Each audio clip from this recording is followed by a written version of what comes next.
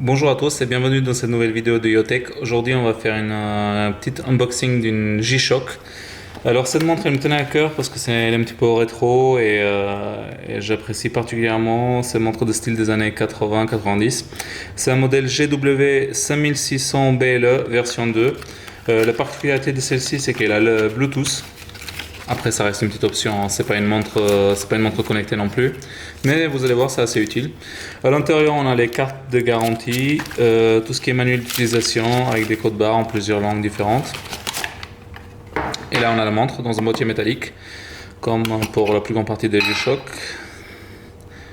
Intérieur, 2-3 coussinets, un petit peu mal rangés. Le saut de Bluetooth.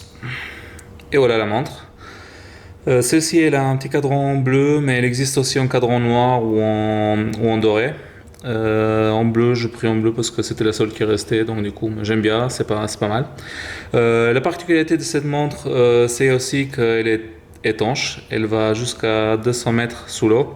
Tout ce qui est utilisation, elle a le capteur solaire pour se recharger avec un accumulateur.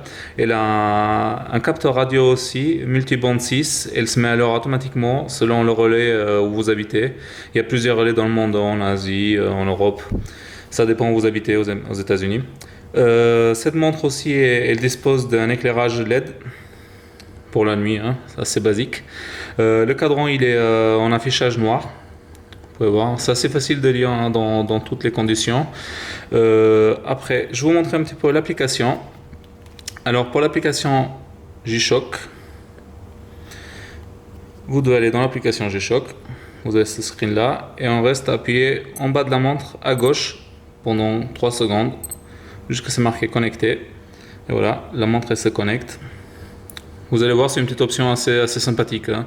Ça permet de gérer toutes les options de la montre depuis le téléphone. Comme ça, si vous avez des gros doigts, c'est chiant d'appuyer un petit peu partout. Donc, tout au début, vous avez le guide. Ça vous montre comment utiliser la montre, hein. Deuxième option, c'est le temps dans le monde. Vous avez plusieurs régions, London, New York, partout où vous allez. Et là, vous avez Time and Place. Time and Place, c'est un capteur, en fait, c'est un point GPS. Vous appuyez une fois tout en bas à droite et la montre, elle capte le signal en fait depuis le smartphone. Elle indique votre position GPS au moment où vous appuyez sur le bouton. C'est assez pratique, je trouve. Des fois, ça peut servir, mais bon, après, ça reste quand même une option. Si vous n'avez pas le smartphone, ça marche pas. On a Utility aussi. Dans Utility, on a les alarmes, comme dans tous les G-Shock. Là, actuellement, dans celle-ci, vous avez 5 alarmes disponibles. Vous avez le timer. Le timer, il faut savoir, il faut le régler directement depuis le téléphone, parce que sur la montre, vous ne pouvez pas, hein. Donc, vous pouvez mettre 10 minutes, 5 minutes, ça dépend de votre temps que vous voulez. Mais depuis la montre, c'est impossible, j'ai essayé. Et vous avez Reminder. Reminder, bon, c'est un rappel, hein. Vous avez 5 options. Vous pouvez mettre des anniversaires ou des rendez-vous. Il faut savoir qu'une fois que vous allez régler sur le téléphone, il faut les envoyer sur la montre. Et la montre, une fois que votre rendez-vous que vous avez indiqué, la montre est clignote en rouge. Que c'est une option assez sympa à avoir. Passons sur quelques utilisations avec les boutons. Le bouton tout en haut à droite, ça sert à allumer la lumière. Il faut appuyer assez fort, hein, parce que les boutons ils sont durs et mes doigts ils sont assez gros aussi. Le bouton tout en bas, vous appuyez une fois, il cherche tout ce qui est relais radio pour mettre l'heure automatiquement, ou le Bluetooth du téléphone pour mettre la montre à l'heure aussi par rapport au Bluetooth s'il n'y a pas le relais de disponible. Il faut savoir que pour capter le relais, il faut laisser la montre sur la fenêtre pendant à peu près 3-4 heures ou une nuit entière, c'est ce qui est préconisé. Pour avoir une recharge totale en solaire, la montre, il faut la laisser entre 3 et 4 heures dans le soleil, en plein face. Vous laissez à l'extérieur sur une table quand il fait beau. Pour accéder à tous les modes, vous appuyez tout en bas à gauche. Donc vous avez l'alarme qu'il faut régler aussi par la montre ou par l'application. Bon, je vous suggère par l'application parce que c'est beaucoup plus simple. Là vous avez le chronomètre, là vous avez le minuteur. Je l'ai réglé à 10 minutes, vous voyez. Et ce qui est bien, parce qu'avec le minuteur, vous pouvez voir aussi la montre qui switch tout de suite dans la partie de date. Et à côté, on revient tout ce qui est heure, comme d'habitude. Là, vous pouvez régler aussi tout ce qui est langue de date et tout ce qui est langue de calendrier. Donc, vous pouvez mettre en français, en anglais, en plusieurs langues, en japonais, en chinois. Et vous pouvez régler aussi tout ce qui est la synchronisation de la date. Vous pouvez mettre le mois devant ou le jour devant et le mois après. Voilà. Sinon, vous avez ce bouton-là, ce bouton tout en haut à gauche, ça sert à régler tout ce qui est à remettre le chronomètre à 0, remettre le timer à 0 et des fois couper le Bluetooth si on appuie juste une fois ou en bas, ou si vous pouvez une seconde vous appuyez et le Bluetooth il est annulé. Voilà pour tout ce qui est les options. La montre elle est assez souple, elle est assez légère. Voilà.